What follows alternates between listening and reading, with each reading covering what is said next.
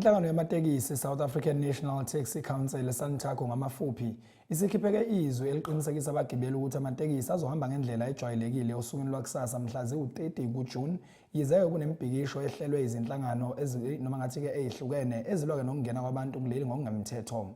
Ikhuluma ke nabezindaba namuhla ekseni SANTACO ithi okusemqoka nokuseqhulwini kuyo ukugcina ke abagibeli bephephile futhi ke belithola usizo lwamatekisi njengemihla. Le nhlangano ke igcizelela ukuthi ke njengoba ke kuzofika usuku lwakusasa yona okwayo izoqhubeka noma ngathi izoqinisekisa ukuthi iqhubeka nomthetho mayelana nokufuduka kwabantu noma ke mbukele ngibeke ukuthi ithi ke akusiyo eyenza imithetho mayelana nokufuduka kwabantu bengene kuleli okwayo uqinisekisa ukuthi abantu basemphakathini bathuthwa ngendlela efanele befinyelele futhi lapho abafisa ukufinyelela khona bephephile. Ibhunga leteksi loMzantsi Afrika libambe indibano namajelo endaba ukubhengeza ubume balo kwimingcelele eza kubanjwa ngomhla wama-30 kule nyanga emalunga nabemi bamazwe ngaphandle nalapho lisithi liza kuqhubeka njengesiqhelo ukuhambisa uluntu kwiindawo ezohlukeneyo. There has always been considerable discussions regarding SANTACO's position on undocumented immigrants.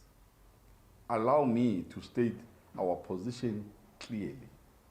And our position, SANTACO does not determine immigration policy. SANTACO does not enforce immigration legislation. Those responsibilities belong to the relevant government departments and law enforcement agencies established in terms of the South African law. Our responsibility is purely public transport and nothing more and nothing less. Elibhunga leteksi libuye lagxininisa ukuba alinagunya ekusekeni imigaqo-nkqubo engemiba yabantu bamanye amazwe.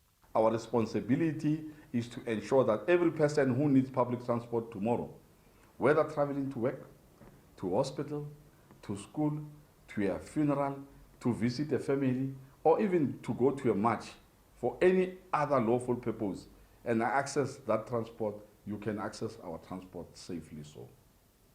And we are saying that is the commitment we are making today. Tomorrow, taxi services will operate across the country. Where local operators identify genuine safety risk, appropriate operational decisions will be taken to safeguard commuters, employees and infrastructure. ISANTACO ibuye yaqinisekisa ukuba ukhuseleko lwabakhweli luza kuqala kuyo. Kwiindaba zeSoweto TV, ndinguNomzabalazo Mduka eSandton.